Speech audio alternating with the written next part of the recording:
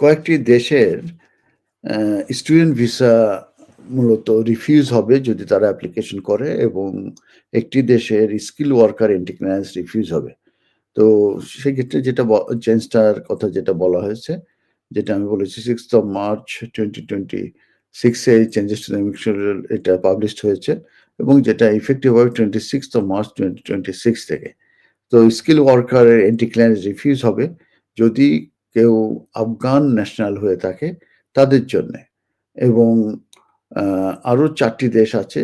সেই দেশগুলোতে যদি কেউ স্টুডেন্ট ভিসা আসতে চায় তাদের কিন্তু স্টুডেন্ট ভিসা রিফিউজ হবে। সেই দেশগুলো হচ্ছে স্টুডেন্ট ভিসার এন্ট্রি ক্লিয়ারেন্স রিফিউজ হবে। সেই দেশগুলো হচ্ছে আফগানিস্তান, ক্যামেরুন, মায়ানমার এবং সুদান। এবং এই অ্যাপ্লিকেশনগুলো যারা করবে on or after 26th of March 2026 থেকে।